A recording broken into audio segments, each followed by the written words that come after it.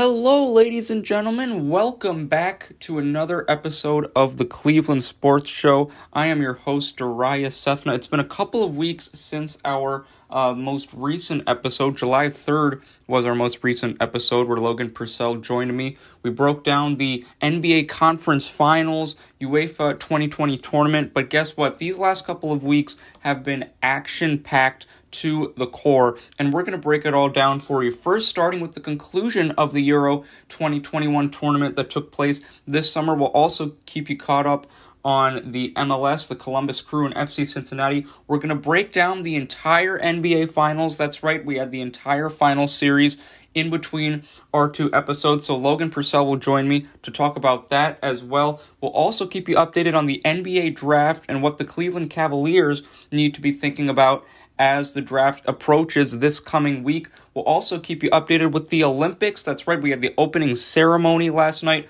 Logan and I will break down both the men's and women's basketball rosters and what we can expect from them. And last but certainly not least, we'll get you caught up on the Cleveland Indians and their most recent slate of games. Ladies and gentlemen, as I mentioned, action-packed week. You're not going to want to miss it out. Here we go, another episode of the Cleveland Sports Show, right here with Darius Sethna on NordoniaHills.news.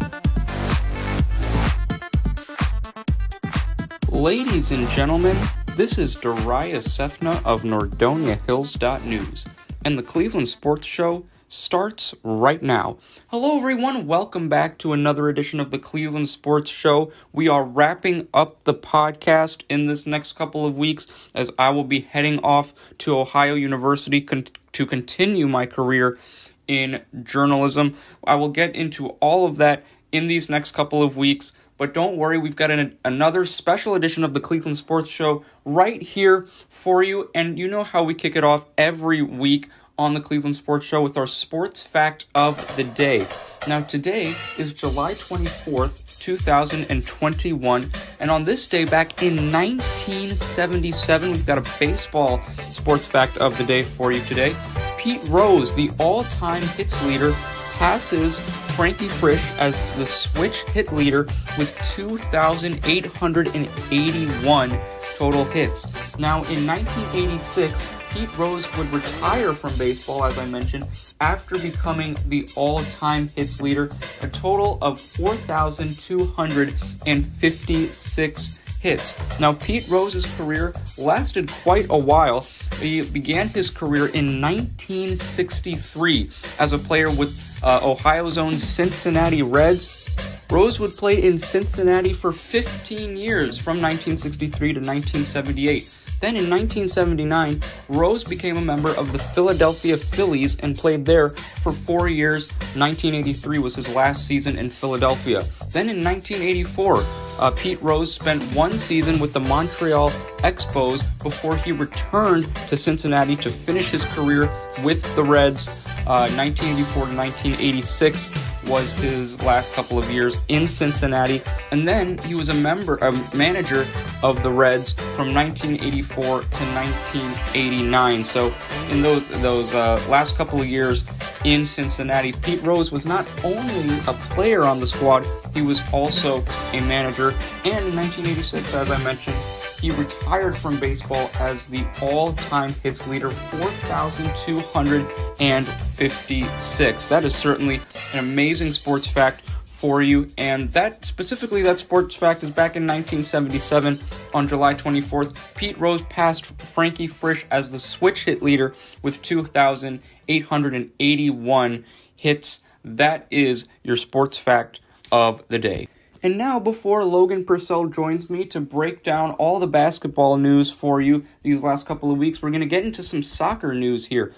First and foremost, the UEFA Euro 2021 tournament has concluded, and Italy, that's right, Italy, are the champions of Europe. We had the final a couple of weeks ago in London, England at Wembley Stadium. A packed house to watch this final match between Italy and England. And a lot of people were favoring England in this matchup, given the fact that they had the home field advantage, they had the crowd behind them.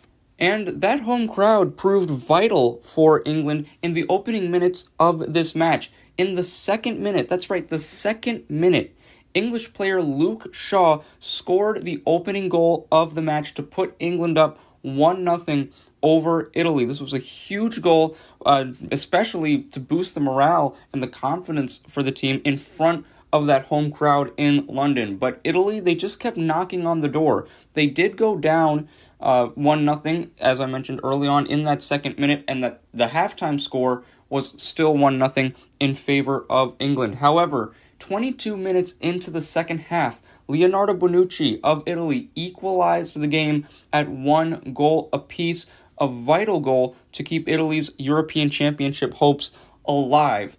At the end of regulation, we were tied at 1 goal apiece, which meant we had to continue the match in extra time. 30 additional minutes of extra time, 2 15-minute halves, would still not be able to separate these two teams, and that's right, we went to penalty kicks.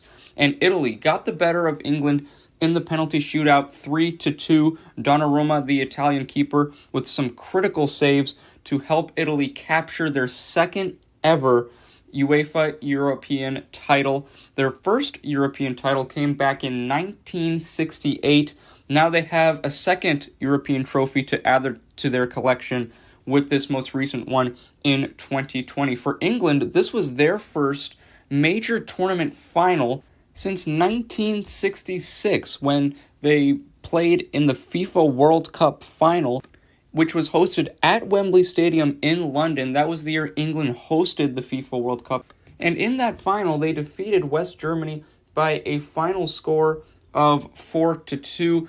That was England's only major tournament win to this day. They were very close to getting that second major tournament win a couple weeks ago against Italy at home, but were unable to do so. So Italy, your 2021 UEFA European champions. What a terrific tournament as well, ladies and gentlemen. A total of 142 goals scored in 51 matches. That is an average of about 3 goals per game, and it's the highest goal average since the Euro tournament back in 1976. So if you love goals, which I think all soccer fans do, then this was certainly a tournament of goals scoring at the finest rate. And to be more specific, in terms of top goal scorers, Cristiano Ronaldo of Portugal and Patrick Schick of the Czech Republic tie for top goal scorers of the tournament, each of them with 5 goals. Emil Forsberg, Harry Kane, Karim Benzema, and Romelu Lukaku all tie for second place, each of those 4 players with 4 goals. The assist leader in the UEFA 2021 tournament was Steven Zuber of Switzerland, 4 assists in the tournament. And that concludes your UEFA Euro 2021 news and updates here on the Cleveland Sports Show, but that does not conclude our latest news on the MLS, and more specifically, your defending MLS Cup champion, Columbus Crew, who have had a total of 4 games in between the most recent 2 episodes of the Cleveland Sports Show, starting on July 3rd, where they hosted the New England Revolution for a rematch of last year's Eastern Conference final matchup. And more specifically, these two teams tied at 2 goals apiece. Now, the goal scoring for Columbus came from Yassi Zardes in the 39th minute and an own goal by New England player Andrew Farrell in the 69th minute. However, it was New England that came out firing out of the gates. Tejan Buchanan in the 13th minute got the party started for New England to put them up 1-0, and then Gustavo Bou in the 30th minute put the Revolution up 2-0. It was that one goal by Yassi Zardes in the 39th minute to cut the deficit to 1, and then Andrew Farrell of New England with an own goal to tie this game up at 2 goals apiece. That would be the final goal of the game, and each of these two teams earned a point in the standings of the MLS Eastern Conference. The next game for the Columbus Crew was the Ohio Derby MLS style, when they went down to Cincinnati and faced FC Cincinnati in Southeast Ohio. And guess what? Another 2-2 result for both FC Cincinnati and the Columbus Crew. But guess what? A very, very early goal by FC Cincinnati put them up 1-0. And it was a first-minute goal. That's right, a first-minute goal by Edgar Castillo, which put FC Cincinnati up 1-0 in the match. Then in the 24th minute, Luciano Acosta doubled Cincinnati's lead, a 2-0 early advantage for FC Cincinnati. And once again, the Crew had to fight back. In added time of the first half, Lucas Zelarayan got a much-needed goal for Columbus, once again to cut that deficit to 1. And then in the 77th minute, Miguel Berry tied the game at 2 goals apiece. And that was the second half where Columbus was playing the entirety of that half with only 10 men. In the 42nd minute, Harrison Afful was assessed a red card. Talk about an awful turn of events for the Columbus Crew, but none of that matters. They get the point at least. So those back-to-back games, like first against New England, then against FC Cincinnati, the Crew dug themselves into early first half 2-0 deficits, but showed their resiliency in those second halves and at the end of those first halves to come up and get a point and at least tie these games. The next game after that Cincinnati matchup for the Columbus Crew was this past Saturday, July 17th, against New York City FC. They hosted New York down in Columbus at their brand new arena, and this time the Columbus Crew got themselves ahead. In the added minutes of the first half, Darlington Nabby scored the first goal of the match to put Columbus in the driver's seat right at the halftime break with a 1-0 lead. However, in the opening minutes of the second half, Jesus Medina scored for New York City to tie the game at 1 goal apiece. But then once again, it's the Columbus Crew superstar Lucas Zelarayan that gave Columbus the go-ahead goal in the 62nd minute. That would be the final goal of the match, and Zelarayan would be the hero this past Saturday for Columbus, giving them a much-needed win after 2 tough draws with a 2-1 victory over New York City. And then the final game for the Columbus Crew in between our 2 episodes of the Cleveland Sports Show was yet another tie. So 3 of Columbus's last 4 games have all ended in draws, but this one was a little less exciting than the previous 2-2 draws against New England and Cincinnati, respectively. This most recent matchup for the Crew was this past Wednesday, July 21st, when the team hosted Nashville. This was a 0-0 score, no goals in 90 minutes for either team. Columbus dominated the game in terms of shots and possession. Columbus with 18 shots compared to only 8 for Nashville. 7 of those 18 shots for Columbus were on target. Only 1 of the 8 shots for Nashville were on target. And then Columbus controlled 66% of the possession in this match compared to only 34% for Nashville. And given the fact that Columbus controlled the possession in this matchup, it's no surprise that they also completed more passes than Nashville and had a higher pass accuracy. Columbus Crew, 617 total passes for 89% pass accuracy.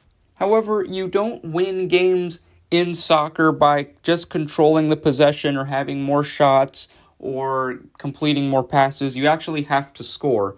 And neither of these 2 teams were able to do that in the 90-minute time frame. However, the good news is the Columbus Crew were able to once again snatch out at least 1 point from a matchup. So the good news is for Crews fans, in all 4 of these matchups, the Columbus Crew have been awarded at least 1 point to help them improve in those Eastern Conference standings. We'll talk about those standings in a couple minutes, but first, let's highlight Ohio's other MLS team, FC Cincinnati, who also played 4 total games in between our episodes here at the Cleveland Sports Show, so we'll get you caught up on all of those.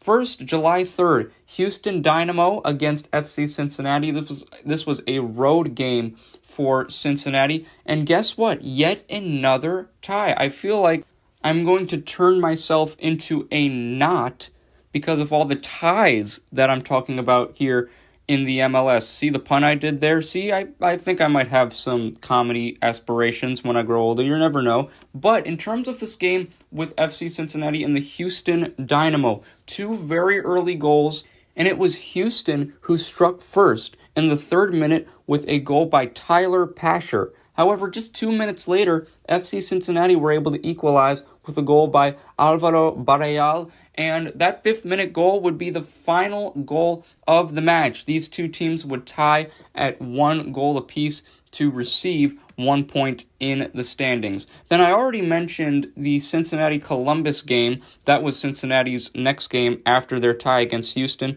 Yet another tie for Cincinnati, so 2 games for Cincinnati, 2 points due to these ties, and then a thriller this past Saturday against Montreal for Cincinnati. It was a game, if you love goals, well, guess what? You should have watched this Montreal-Cincinnati game.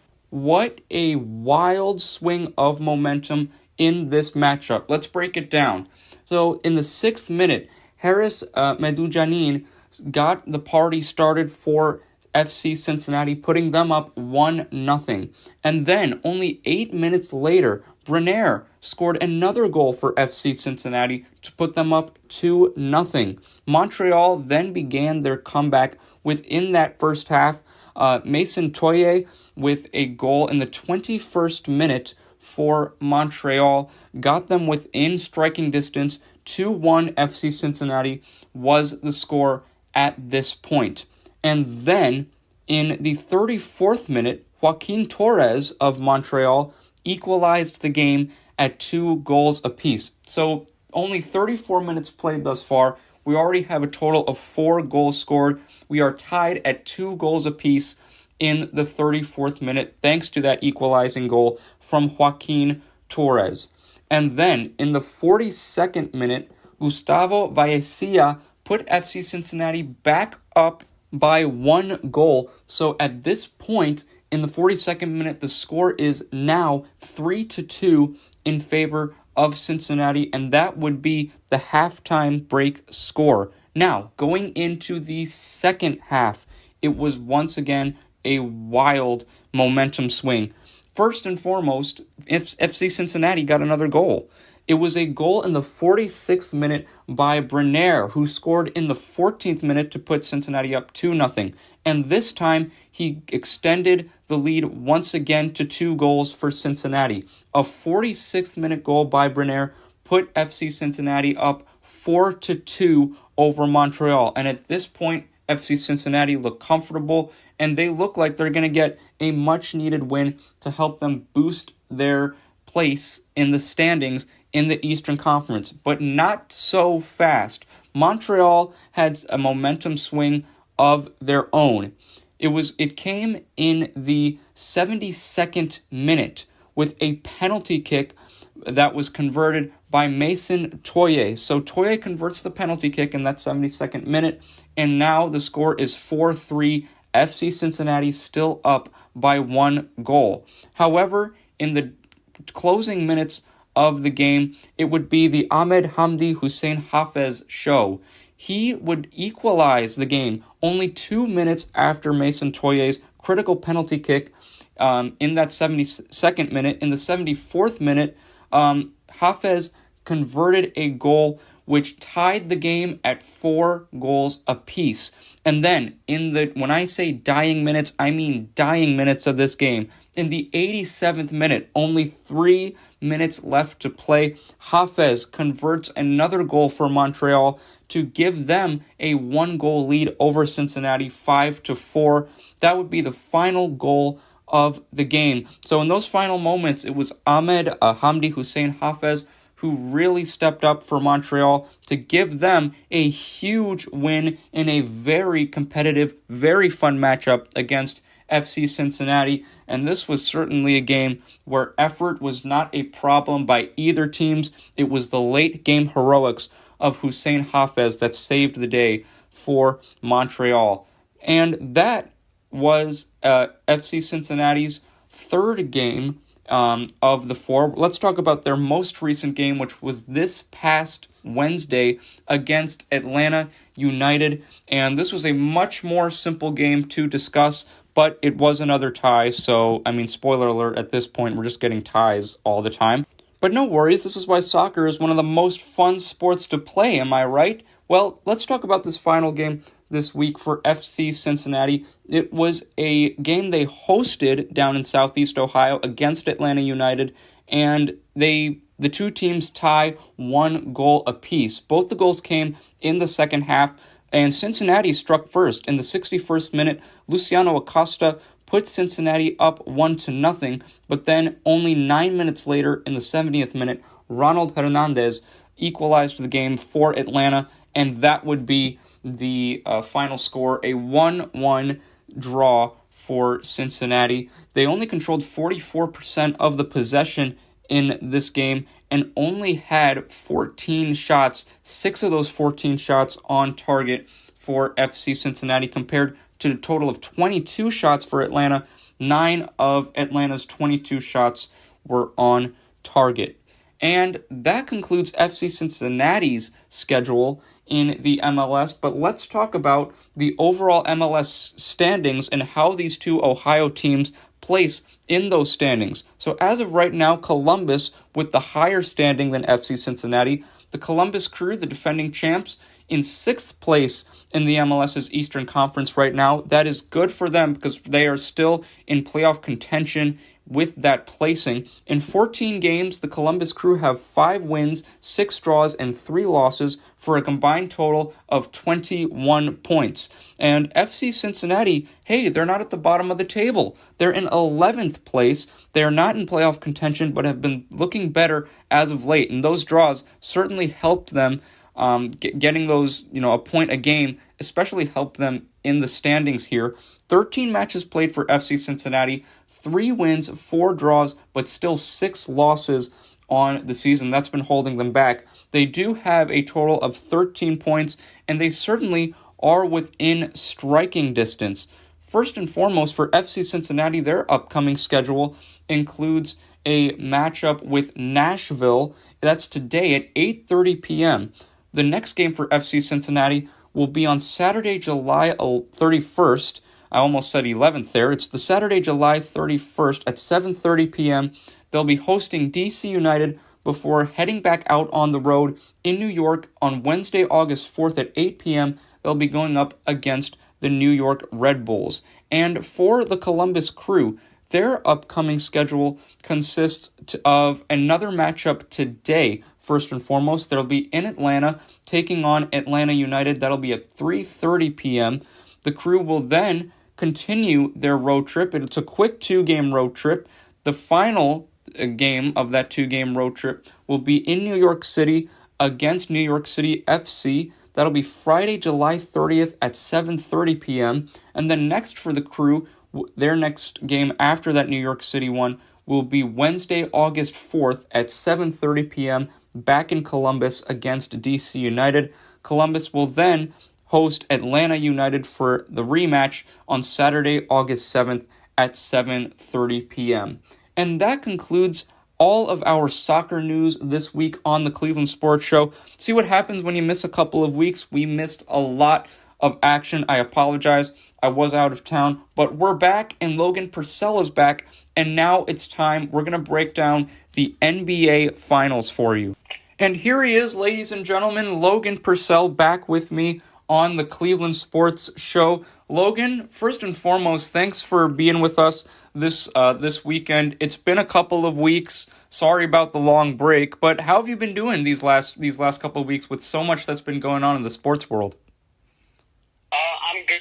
It was a crazy finish to the finals, but I'm really excited to get into it and start breaking everything down. Yeah, certainly. You just mentioned the finals, and that's where we are going to start. The NBA Finals between the Milwaukee Bucks and the Phoenix Suns. Now, let's get you a recap of all the games. This was a 6-game series, and Phoenix had home court. The first 2 games of this series were in Phoenix, Arizona, and 2 home games for the Suns. 2 wins. First in Game 1 was a critical 118-105 wins for the Phoenix Suns over the Milwaukee Bucks.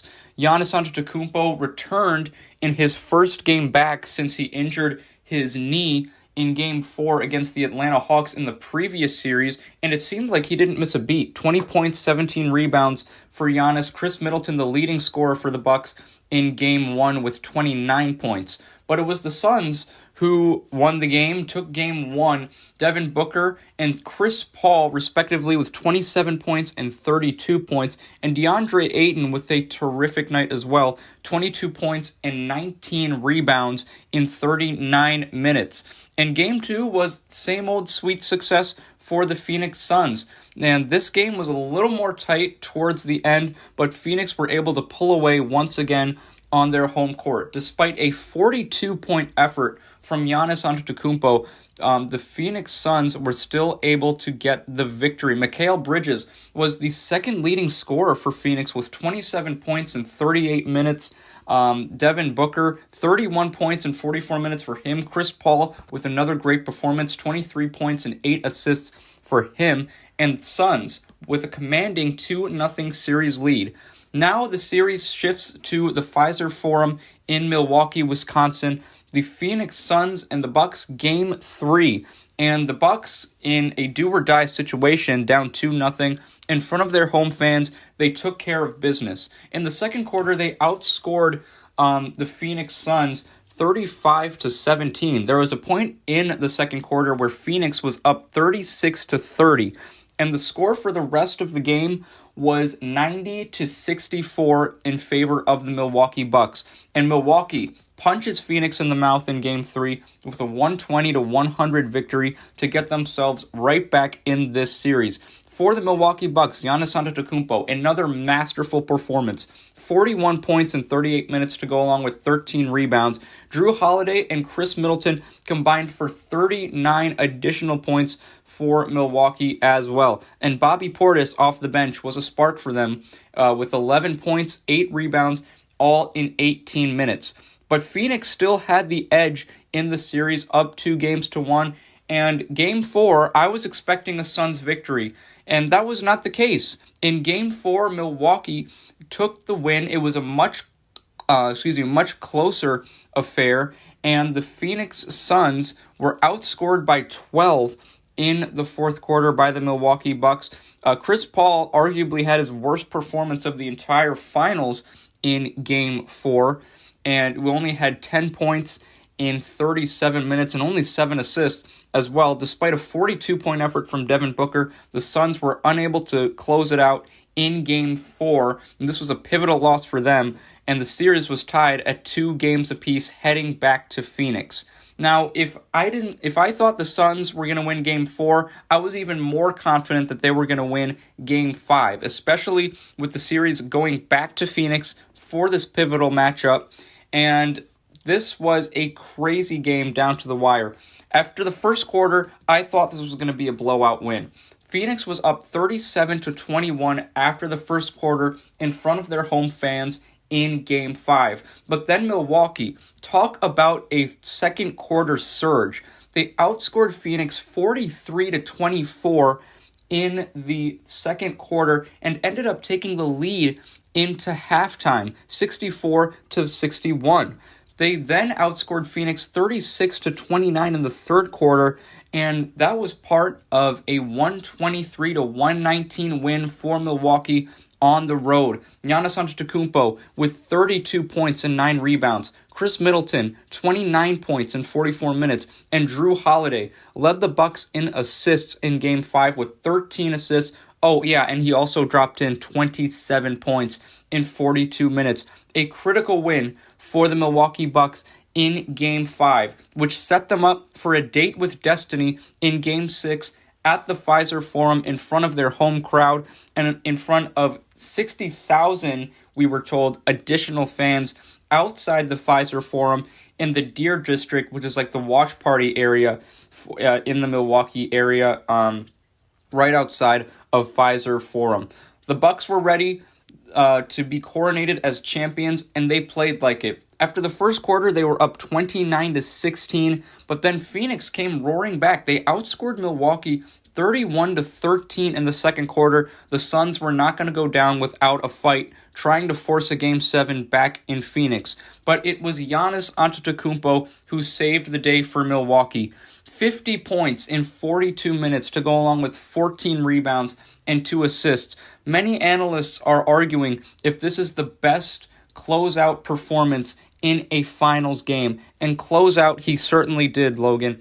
A 105-98 victory for the Milwaukee Bucks gives them the NBA crown for the 2020-2021 season. Giannis Antetokounmpo, not only an NBA champion, but also the finals MVP. And like we said, there is so much to break down. That was just a recap of all the games. So, Logan, I'm going to turn it over to you now and get your thoughts on these NBA finals.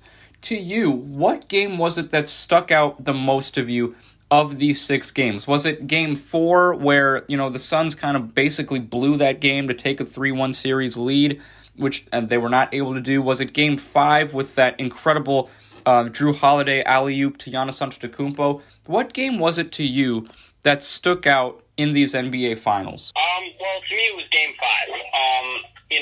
One of the conversations that I had with a lot of people that I talked to about the finals was that in order for the Bucks to have a chance in the series, somebody else was going to have to play like the NBA Finals MVP, and not Giannis. And Game 5, it was Chris Middleton. Not Chris Middleton. Drew Holiday, yeah. I mean, he just let loose. He was easily the best player on the floor from, tip to the final buzzer. Yeah. So 0-0. I mean, that way he was the guy. And, just watching the game, he had complete utter dominance on not only the offensive side with his 27 points and 13 assists, I believe, on like 67% from the field, but he also dominated Chris Paul, guarding him full court, man to man. Right. That to me, it takes a lot to completely dominate both sides of the basketball the way that he did. And for me, Game 5 was the turning point because that truly showed that there is another guy on that team, and his name's Drew Holiday, and he can show up. And in Game 4, too, Logan, Chris Middleton had a huge performance. When you talk about a big 3 for the Milwaukee Bucks, they just poured it on. Especially, we talked about Game 5. They all had great all-around performances. But, Chris Middleton, too, in Game 4, what a spectacular performance from him. He really showed you that he was their closer down the stretch. 40 points for Middleton in Game 4 to go along with 6 rebounds and 4 assists. So the Milwaukee Bucks big 3, let's be honest, they outplayed the Phoenix Suns. I know Devin Booker had back-to-back 40-point games, but there were games where Chris Paul was turning the ball over more than we were expecting him to. And let's be honest, outside of Game 1, Logan, I couldn't find DeAndre Ayton. He was having to go up one-on-one against Giannis, and he was just losing that matchup every time. I know the youth and inexperience obviously played a factor, but outside of Game 1, Logan, I could not find DeAndre Ayton. And it was a little disappointing, especially when Dario Saric went out in Game 1. That kind of compromised them because that was just one less body they were unable to throw at Giannis. And Giannis, for the majority of this series, he had his way. And speaking of Giannis, let's talk about the Bucks, who are going to be the defending NBA champions this upcoming season, next season. In terms of championships for Milwaukee, this was their second ever franchise championship. Their first championship came all the way back in 1971 when Kareem Abdul-Jabbar and Oscar Robertson led the way for the Bucks. So Giannis and the crew now will head in to this upcoming season for the NBA, which will only be about 3 months away, as the reigning champions of the league. So let's talk about this, Logan. With the Eastern Conference and how loaded it is, maybe we could say the Bucks got a little bit lucky with Kyrie Irving going down and the Nets not winning this NBA championship. You've also got the Philadelphia 76ers, who I think are going to be making some changes after what happened to them against Atlanta in these playoffs. And speaking of Atlanta, they're not going to go anywhere. They're young, no pun intended, and they've got Trae Young on that squad with John Collins, Kevin Huerter, so they're going to be a team that's going to be making some noise. You can never count out the Boston Celtics, especially now that Al Horford has rejoined them in Boston.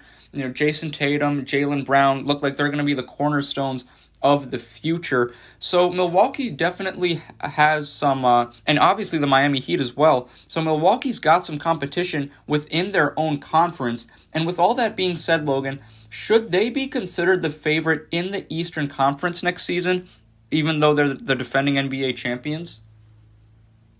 Well, I mean, I don't see anybody, and I hate to say it like this, but I don't see anybody but Brooklyn being, the favorite next year. I know they did go down in 7 games, but it is worth mentioning that James Harden did go down early in that series, and it took them 7 games to take down a hobbled Nets team, a very hobbled Nets team that never had Kyrie Harden and KD playing together. Right. It took them 7 and OT in the 7th game. Yep. So, don't get me wrong, the Bucks showed that they are another one of those Eastern Conference powerhouses. They showed that they can get it done when it matters, but I can't imagine putting money on any team in the Eastern Conference aside from the Brooklyn Nets at this point. Yeah, I mean, if I'll be honest with you too, Logan, if Kyrie Irving doesn't go down, I don't see how the Nets are not standing here today as the NBA champions. But, we've got to give credit where credit is due. A terrific playoff story this year for the Milwaukee Bucks. We saw the emergence of Chris Middleton as an NBA star. Drew Holiday paid dividends for this team. And Giannis Antetokounmpo, was a lot of slander was going his way in terms of him not being able to perform in the playoffs. Well, with that 50-point masterpiece to close out the Suns in Game 6, that was certainly a terrific performance and a deserved champion this year in the NBA. And a terrific story of the American dream, too, Logan. You talk about Giannis Antetokounmpo, who sold, trinkets when he was a youngster in Greece with his other brothers. And now all 3 of those brothers are NBA champions. And it's just a terrific story of pursuing the American dream. Now, let's go on the other side of the NBA Finals and talk about the Phoenix Suns. In your eyes, Chris Paul, obviously very disappointing. I think if any neutral NBA fan, they were rooting for Chris Paul to win this NBA championship. What he's given to the game, what he's meant to this league. I believed that Chris Paul could win these NBA Finals and leave this league as a champion. He's already stated to media that he's not going to retire with 16 seasons under his belt. But I'll be honest with you too, Logan. We talked about the loaded Eastern Conference, and Chris Paul, he's in a loaded Western Conference. And, he can opt out of his contract with Phoenix. So what is your idea of what Chris Paul should do? Should he stay in Phoenix, or should he look to go somewhere else? Because my thought on it, Logan, is Chris Paul should go to the Los Angeles Lakers. I think that's his best chance to get back to the finals and win a championship. You talk about Chris Paul with LeBron James and Anthony Davis and some of the pieces they have on that Lakers supporting cast. I think that, the LA Lakers should definitely be the favorite in the Western Conference if they get Chris Paul. And I think it would put them over the top in the West. And because let's face it, Logan, if he stays with Phoenix, you've got the 2 LA teams. You've got the Utah Jazz. The Dallas Mavericks are an up-and-coming team. I don't know what Portland's going to do if they keep Damian Lillard, how that all goes. Denver is not going anywhere. You've got Jamal Murray. You've got the reigning MVP in Nikola Jokic. So this is going to be a tough Western Conference for the Suns to go through to get back to the finals. And I'm thinking Chris Paul should go to the Lakers. What are your thoughts on what Chris Paul should do for this next season, Logan? So I think I I can't say I disagree with you. I mean, a team with LeBron James, Anthony Davis, and Chris Paul sounds really nice, and then you talk about a lot of the trade and signing rumors that have been going on there, Spencer Dinwiddie, Kyle Lowry, and DeMar DeRozan. Right. All individually wanting to join Los Angeles. But one of the interesting things that I had, thought of is him potentially going to Dallas. If you think about it, you want to talk about going to compete for a championship. You've got, a 23, 22-year-old superstar in Luka Doncic, who will absolutely tear up this league for years to come. Kristaps Porzingis is really underplayed, but I think that being a third option, Kristaps Porzingis will flourish, and he'll become he'll go back to the old Kristaps that we all used to love, and not this, 10 and 10 kind of guy, more back to the 26 and 11. I think that Dallas is another really, really good option because they've got depth with Jalen Brunson at the point, and one of the things that Dallas is in the market for is a starting point guard to help Luka Doncic in the backcourt. So one of the options that you can look at also alongside the Los Angeles Lakers is the Dallas Mavericks to go and help out Luka Doncic, who almost basically single-handedly took out the Los Angeles Clippers by himself last season. So that to me is another really, really solid option for Chris Paul coming up this season. Well, here's my thing about Chris Paul going to Dallas, Logan. It's the fact that when you look at Luka Doncic, and you're absolutely right, he is going to be tearing up this league for years to come. But in order to tear up this league, he needs the ball. We look at Luka Doncic when he plays, and let's face it, his movement off the ball is pretty bad. I mean, he doesn't really move without the ball. He needs the ball in his hands to be successful. Chris Paul is a point guard, and he's the point god for a reason, because he has the ball and he can make plays. You're talking about two guys who need the ball to be successful and who have, Jason Kidd there in his first year coaching.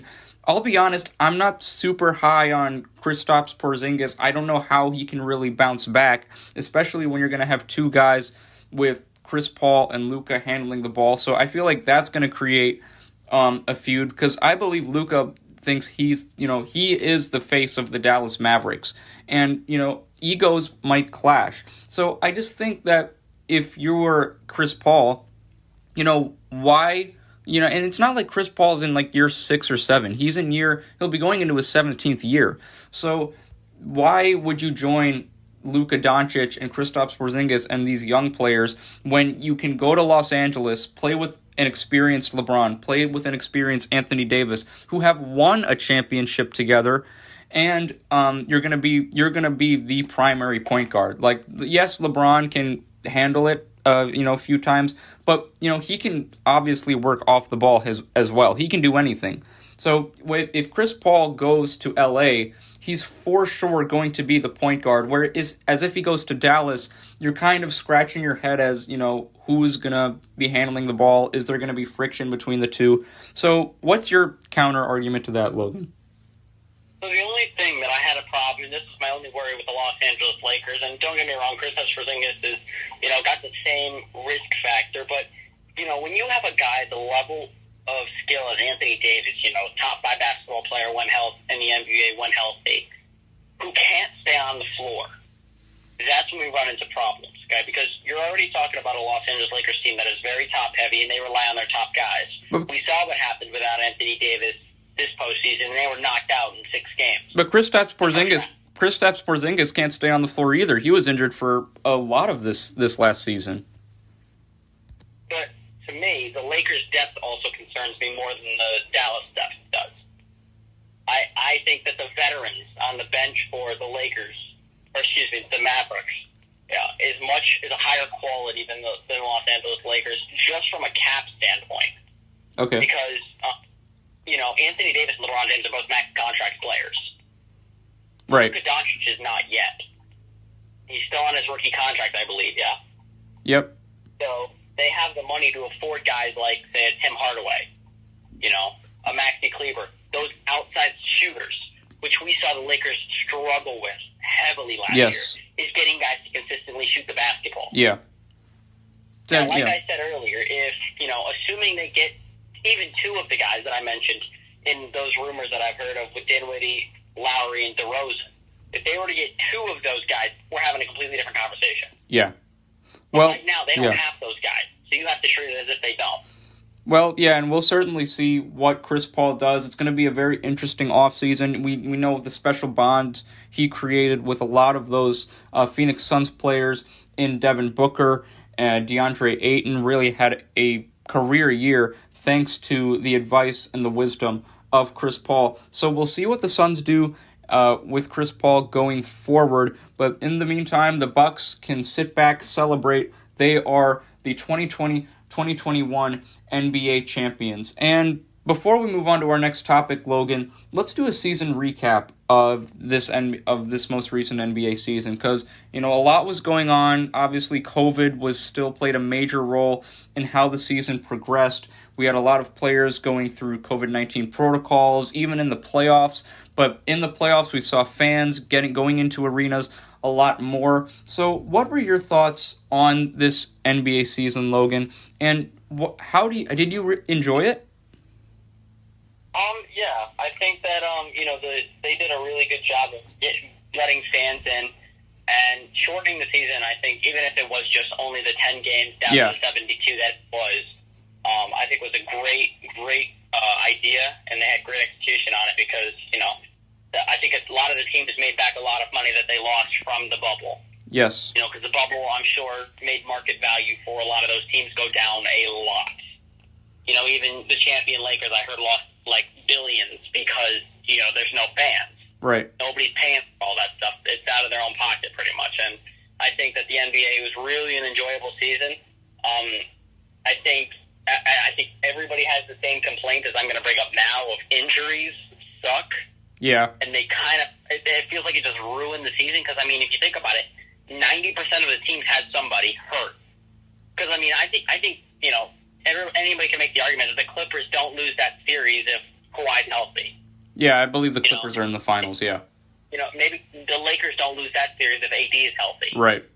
It just can go back and forth, and I think that was the only thing that kind of ruined it for me late in the season. But besides that, I think the NBA did a tremendous job. Yeah, and it was certainly a tremendous season as well. So excited for next season. It was just a terrific.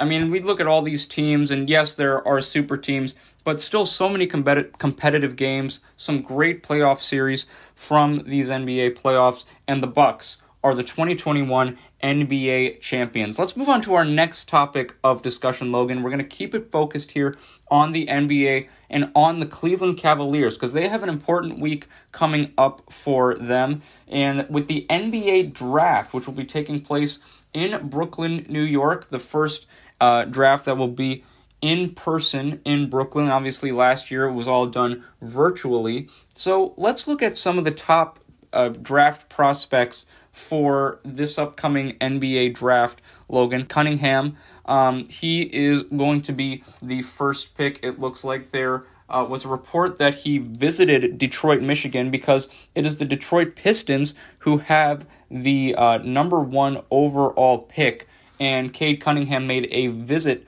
to Detroit. So it seems like Detroit's going to get their guy in Cunningham. But there's still some other options for the Cavs. They have the 3rd pick in the draft, their highest pick in quite a while. In fact, their highest lottery pick since 2014 when they drafted Andrew Wiggins with the number 1 pick and then traded him to get Kevin Love. So right now it looks like Evan Mobley out of USC looks like he's going to be that guy. Or the Cavs can go with someone like Jalen Suggs. If Jalen Green is still on the board, we'll see what happens there. Jonathan Kuminga out of the Congo, a power forward, could also be a valuable option. But when I look at this roster, Logan, I see a lot of guard play, obviously, with Colin Sexton, Darius Garland, the 2 guards. And Isaac Okoro as well is going to be a guy who's also going to get a lot of minutes at those guard positions. And I think if you're the Cleveland Cavaliers, you need an established center. Because Jared Allen, yes, he's still on the roster, but really outside of Jared Allen, there's not really a legitimate center on this team.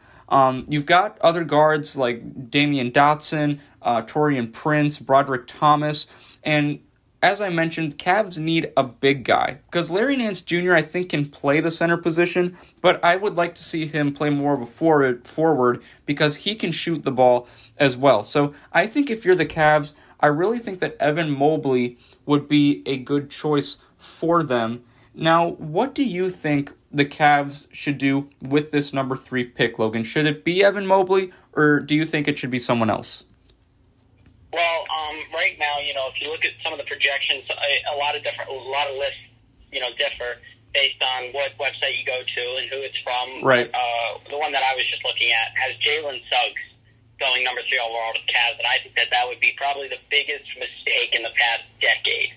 Yeah. I think that is just not the decision that they want to make. They don't really need the guard help, even assuming they were to trade Colin Sexton, which, there's been a lot of rumblings about. That should not happen. I think Evan Mobley is the move right here. I mean, this guy is a versatile 7-footer who can, shoot more than just, fadeaways from 6 feet out. He's got a really solid mid-range game. We saw him at USC. He was a huge talent. He's been great. He's been highly touted since coming out of high school. Yeah. So, I mean, to me, he has to be the pick at number 3 overall. But, I mean, at the same time, if a guy like, I don't know, say a Jalen Green was to fall, I don't know how you pass on that. Both Right. Cade Cunningham and Jalen Green seem to be like one-in-the-lifetime kind talents offensively. Cade Cunningham, you saw him in March Madness, did his job. He went to work. Yeah. And then Jalen Green, for a lot of people, they don't really know that name doesn't ring a bell because nobody really paid attention to the G League. But this kid is a superstar. Yes. I mean, like, he put up big numbers at Ignite, and I think that this kid is going to be an offensive elite talent to come. And here's so if he was to fall, maybe that's another pick, because he's big enough to play the 3 as well. And here's my thing, Logan. The only problem with Jalen Green is it goes back to that guard position. So if the Cavs draft a guy like Jalen Green, yeah, you've got another elite guard, but you're going to get destroyed in the paint most nights because you don't really have a legitimate big man other than like Jared Allen and Larry Nance Jr. So do you think the Cavs will be compromised defensively if they draft Jalen Green? Well, no, I don't think they will because of Jared Allen's ability to hold down the fort inside. I think that we don't give Jared Allen enough credit on the interior, so I think that would be a great backside help for if we were to draft Evan Mobley. And also, last topic on the Cavs draft, there have been rumors circulating, Logan, that teams like the Orlando Magic, the Toronto Raptors, have offered some packages for the to the Cavs for that number 3 pick. In my opinion, I think the Cavs should reject all of those trade packages and focus on drafting Evan Mobley with that number 3 pick. Do you think the Cavs should be interested in making a trade with a team interested in that number 3 pick, or should the Cavs hold on to it? Well, I mean, obviously you have to look at all options. I mean, if a team was to offer, say, I don't know, Fred VanVleet and number 7 or number 8, for instance, of course you might take that trade because I don't know if the top talent is, worth losing an opportunity to get almost the same level talent and a guy like Fred VanVleet. Right. But, I personally would probably still hold on to it. Yeah. Move on. You get Evan Mobley, and to me, I think playing Evan Mobley at the 4 or Jared Allen at the 4 and, vice versa with the other one at the 5 would be a disgusting front court. I mean, if this guy plays up to his potential, I think that would be one of the best front courts in the NBA. Mm-hmm. Yeah. Realistically speaking, just if Evan Mobley can find a way to step outside the 3-point line and start shooting a little bit more, that'd be a really, really scary group to deal with on the inside. Yeah, this is certainly going to be a very interesting draft. It seems like Cade Cunningham is going to be chosen by the Detroit Pistons, and the 2021 NBA Draft will be this upcoming Thursday, July 29th, from the Barclays Center in Brooklyn, New York. Logan and I will break down the Cavs' decision in our next episode. We'll see what happens. But it's Detroit with the first pick. Houston Rockets have that second pick, and then our very own Cleveland Cavaliers have that critical third pick, which can really help change the direction the franchise is going in. Let's stick to basketball, Logan, and talk about the WNBA. for a little bit here. We won't have any WNBA games until Sunday, August 15th. The break for the Olympic Games, which started yesterday, is going on. So we have both the men and women's national teams in Tokyo ready to compete. But before the season closed, the points per game leaders, Tina Charles of Washington, averaging about 26 points per game. Kayla McBride leads the league in free throw percentage at about 96%. John Kell Jones leading the league in rebounds with about 11 per game. And in assists, Courtney Vandersloot of Chicago leads that category by 3. Behind her is Chelsea Gray of Las Vegas. She has 6 assists. Vandersloot of Chicago is averaging about 9 assists per game this season. She's also league leader in steals, averaging about 2 steals per game. So, Logan, let me ask you this about the NBA, the WNBA. What team before the season closed for these Olympic Games? What team stood out to you the most in both the West and the Eastern Conference? Well, the finish by the Chicago Sky. I mean, wow. Yeah. With Candace Parker back, we talked about it, and I didn't expect much out of them, but good Lord, did they step up. Wow, they put themselves promptly in the second spot in the Eastern Conference. I give them all the credit in the world. 10-10 records, 7-3 in their last 10. They have absolutely showed up. So, a huge congrats to them and getting the job done. And then in the Western Conference, the Las Vegas Aces, to me, were another surprise. I mean, I expected them to be talented. Yeah. They got a lot of youth on that team and a lot of, team bonding hadn't really happened yet. With A'ja Wilson leading the charge of that forward position, only in her 3rd year here. But I didn't expect much because of the youth. They had a lot of high picks. They had a lot of talented draftees. But when we had originally talked about them, I expected them to be, kind of where the Phoenix Mercury are. Right. Maybe even Minnesota a little bit. But I mean, at 15-6, a game behind the Seattle Storm. I mean, wow, what a season for them. They did their work just as well as Chicago did in the second half of the season. So for the East, it's got to be Chicago, and the West, I give the credit to Las Vegas. And let me kind of put this in there too, Logan. The Indiana Fever, who are the worst team in the WNBA, have a record of 4-16. They actually have the second longest winning streak in the WNBA. They've won 3 in a row. So, Logan, when you look at the Indiana Fever, what have you seen kind of from that 3-game winning streak, and do you think they can carry that into the second half of the season? Well, I mean, here's the problem that you run into, okay? You love a winning streak. A winning streak's really good, and especially when you beat a team like, New York, who's 10-11 right now. They're 3rd in the East, and they're doing okay. With Sabrina Ionescu, she's picked it up the second half of the season. But here's the problem that you have. They were 1-16. Let that sink in. They were 1-16. I don't know if you can get over that. Now, is it momentum? Of course. Will they probably have a better second half of the season? Do I think? Yeah, I think they will. But I mean, it's all up to Kelsey. Yeah, I'm not saying. Yeah, I'm not saying they're gonna finish the season like at 500 or above 500. But I'm just saying, hey, they've won their last 3. It's hard to win 3 games in a row, so I think they're going to have a better second half of the season, but please continue with your analysis of that. Yeah, no, I 100% understand what you're saying, but I mean, even then, they were 1-16. Wow. Yeah. Wow. I mean, that's like, Houston Rockets level stuff now, who won 17 games last season. Yeah. I mean, I think they're gonna have a little bit better of a second half, but I don't know by the levels or how much better it can be after starting off your season with 1 win in 17 games. Yeah, it's certainly a tough season for the Indiana Fever, but they do go into the break with some momentum, winning their last 3 games. Now, the upcoming schedule for the WNBA will resume on Sunday, August 15th. We have a slate of games for you. Seattle Storm will be taking on the Chicago Sky. What a fun matchup that will be from the Windy City. Connecticut Sun will be taking on the Dallas Wings. Washington Mystics going up against Las Vegas. Atlanta Dream going up against the Phoenix Mercury at 6 p.m. Eastern Time. on August 15th. The New York Liberty will be in Minnesota taking on the Lynx, and then the final game of August 15th will be at 9 p.m. Eastern Time with the Indiana Fever going up against the LA Sparks. And that concludes our WNBA news. And Logan, it's finally here, the 2021 Olympic Games. We had the opening ceremony last night from Tokyo.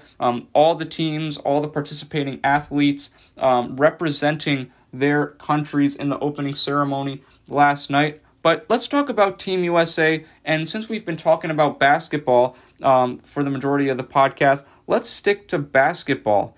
And Team USA this year has drawn a lot of concern with some of their exhibition losses to Nigeria and Australia, but it seemed like they were kind of picking it up at the end of those exhibition games. And in terms of what they can do in these Olympics, I certainly see them going far. Their first game for the men's basketball team in these Olympics will be Sunday, July 25th at 8 in the morning. They'll be taking on France, who have Rudy Gobert as their center. And then Wednesday, the 28th of July, they'll be going up against Iran. And then the 31st, next Saturday, Team USA will be going up against the Czech Republic. So, Logan, in these 3 games, I'm expecting at least 2 victories. I think the U.S.'s hardest opponent is going to be France. I would not be surprised if the U.S. wins all 3 of these games, and I am expecting them to win all 3 of these games. Now, when you look at the roster, obviously Kevin Durant is leading the way, but you've also got guys like Damian Lillard, Draymond Green, Jason Tatum. Bradley Beal is unfortunately out due to COVID protocols. But Devin Booker's on the squad. You've got Bam Adebayo from the Miami Heat. Drew Holiday, NBA champion, on there as well. You've got Zach LaVine, Chris Middleton as well. So when you look at this roster, Logan, and you see the teams they're going to be facing in these Olympic Games for the next week or so, what are your expectations for Team USA? Well, I mean, I'm sorry, but I can't expect anything less than gold. And I don't mean to undermine any of these other, national basketball teams or anything like that, but I mean, come on. A team with Damian Lillard, Kevin Durant, Jason Tatum, Devin Booker, Chris Middleton. I can literally go on 4 days talking about the absolute stardom that is on this basketball team. There is zero reason that they should be losing games. Yeah. I think it's completely absurd that they lost, to Australia. And Nigeria. I don't remember what the Nigeria. was. Nigeria. Yep. I cannot believe that. Like, that was just unbelievable to me. So yeah, don't get me wrong. I agree with you 100% that if they're going to lose, it's going to be to France. But there is zero reason that they should lose. Yeah. Because, even giving Rudy Gobert, you got Bam Adebayo, you got JaVale McGee. You've got these other NBA players. Yeah. You've got them to match up with. There is zero reason you should be losing games. And they have elite shooting too. You've got Devin Booker, you've got Chris Middleton. Drew Holiday can shoot from the outside. Damian Lillard, obviously. Kevin Durant is a 3-point machine. So, when it comes to shooting too, there should be no reason the U.S. should be struggling to put points up on the board.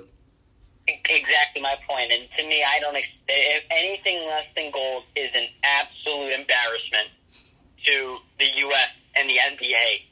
Because, wow, if you can't put together a team that can't beat a bunch of guys, that you can't even, half those guys couldn't make the NBA, not even as role players, if you can't send a bunch of all-stars and beat those guys, we've got another thing coming. And speaking of the United States basketball team, the men's team, as I mentioned, July 25th, their first matchup will be against France. Wednesday, they'll be taking on Iran, and then their final game of these group stage games in the Olympics will be at 8 a.m. Eastern Time, Saturday, July 31st, against the Czech Republic. And let's turn it to the women's roster, Logan, who also look pretty stacked. You've got Sue Bird, Brianna Stewart on the team as well. So this is a team also, similar. I'm expecting gold for the U.S. women's team as well. And, like I said, when you've got athletes like Sue Bird, Brittany Griner's on the team. Skylar Diggins-Smith. This is the cream of the crop of the WNBA. And in their schedule, too, Logan, it's not super hard either. They're playing Nigeria in their first game. Then they're going up against Japan on Friday, July 30th, and then they conclude their group stage games against France at 12:40 a.m. Eastern Time. Once again, Logan, I'm expecting 3 victories here. I think the hardest teams will either be Nigeria or France, because Nigeria is an improving basketball nation, as we saw a couple weeks ago when they beat the men's team in Las Vegas. But similar story to me for the women. But I want to ask you this. On the women's roster, which player to you has the most pressure to perform well in these Olympic Games? Is it Breanna Stewart? Is it Sue Bird? What are your thoughts? Well, I think it's got to be probably either Sue Bird or Tina Charles. I'll start with Sue Bird. For starters, she's performed at an elite level for a lot of years in the WNBA, but she needs to truly prove that she can also work internationally. And I think that would be a huge step in the right direction for her career, even though it is potentially coming to an end, as we all know. Right. I think it would be a huge honor for her and the entire U.S. team to win gold. So I think that her playing well is going to be a huge piece of that. And then Tina Charles, obviously coming off of a fantastic first half of her season, leading the WNBA in scoring at 25 points a game. Right. I think that she could be the biggest factor in the in the Team USA women's victory. And I think it's going to be an absolutely amazing team that's got a really good chance to take home gold, just like the men's does. And this is going to be a great challenge for a lot of these younger players on Team USA for the women's squad.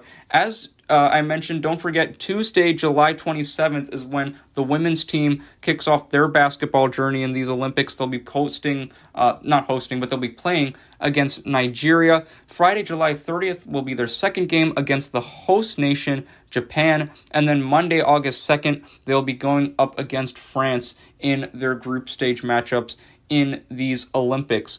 Other notable events in the Olympics that will be taking place today are women's beach volleyball. The U.S. will be taking on China at 8 p.m. Women's gymnastics qualification at 9 p.m.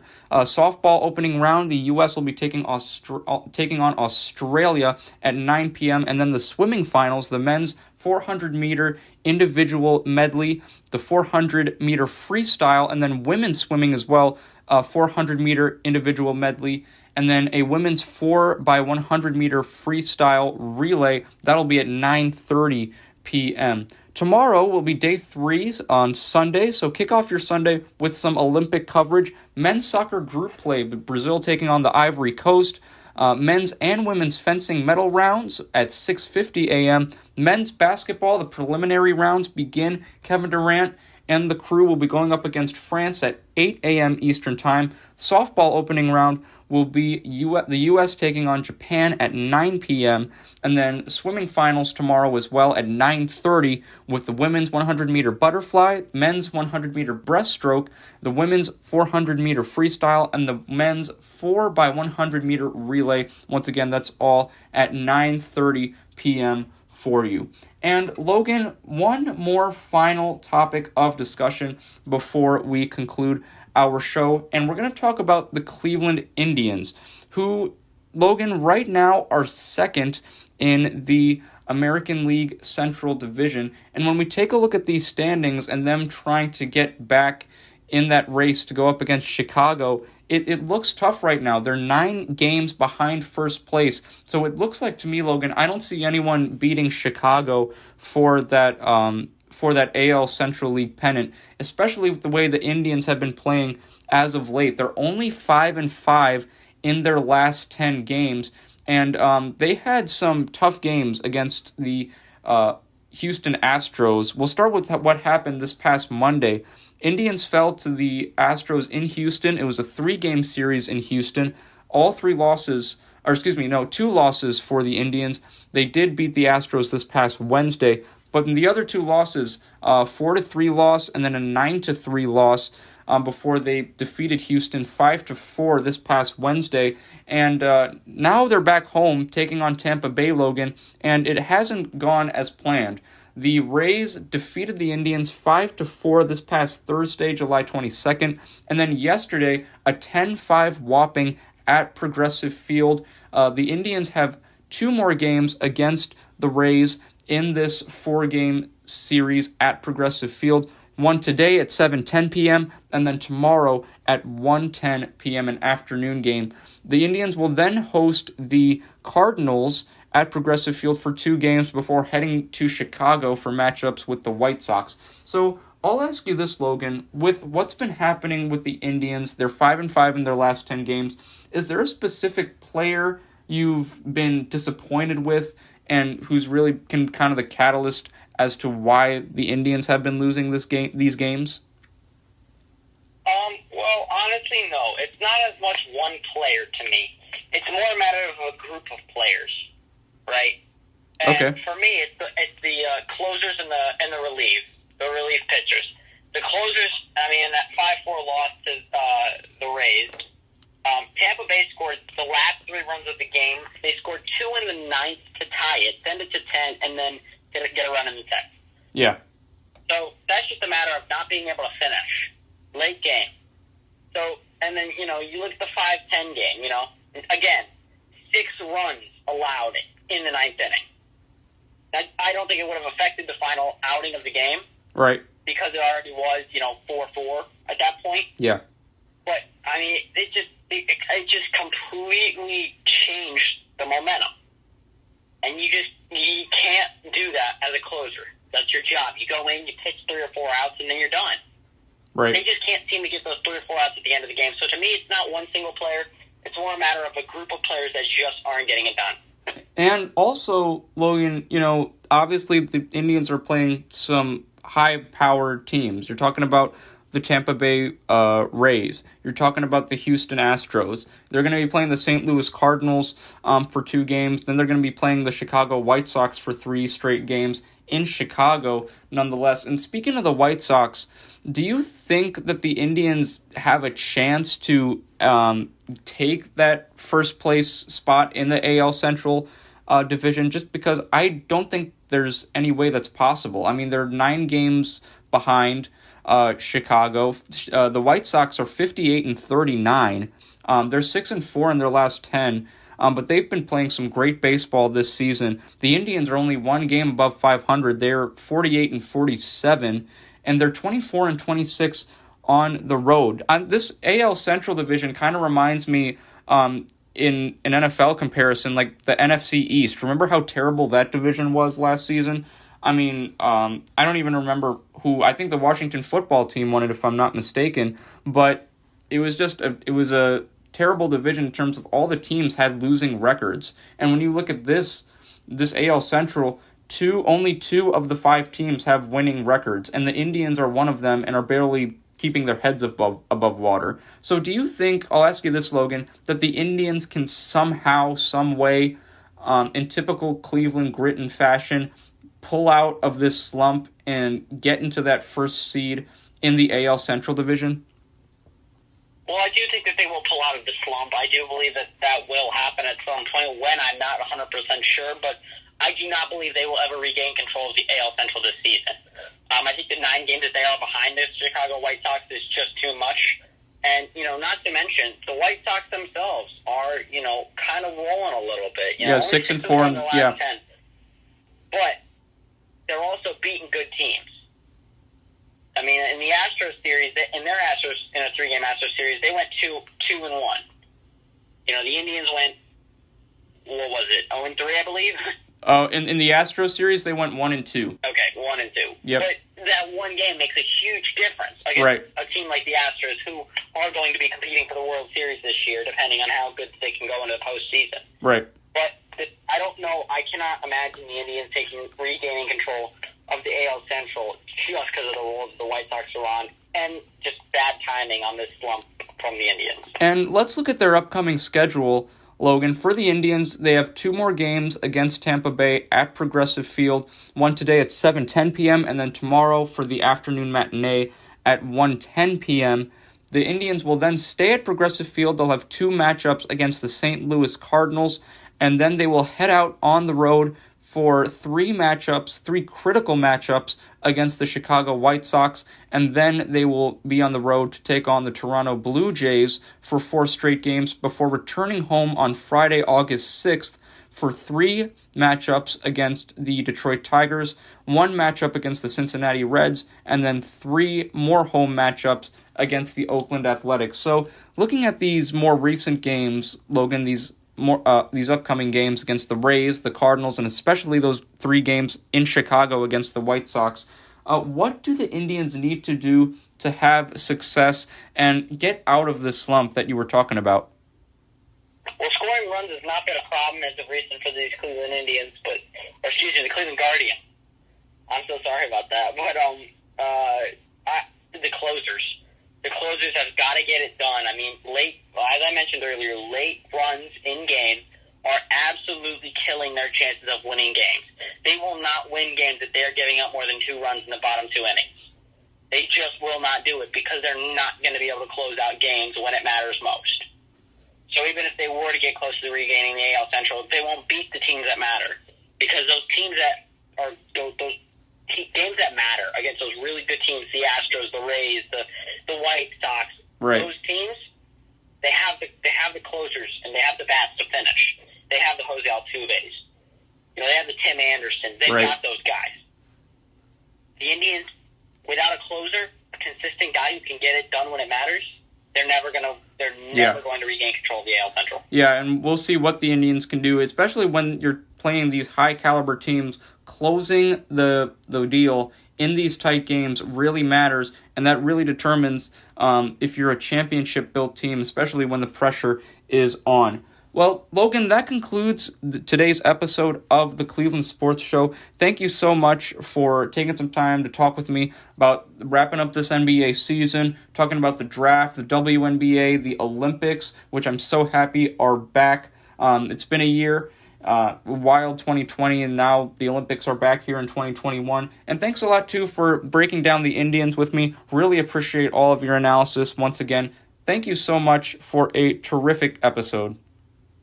Yeah, thank you for having me. I really appreciate it. It's always a pleasure, Logan. And ladies and gentlemen, you just heard me get off the phone with Mr. Purcell, but don't worry, I'm going to explain to you where more of this came from. Even though this concludes our most recent episode of the Cleveland Sports Show, you can get more of that. That's right.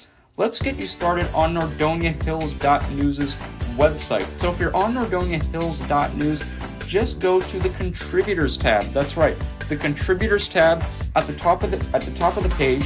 My name is the first one down. It is Darius Sethna, spelled Darayus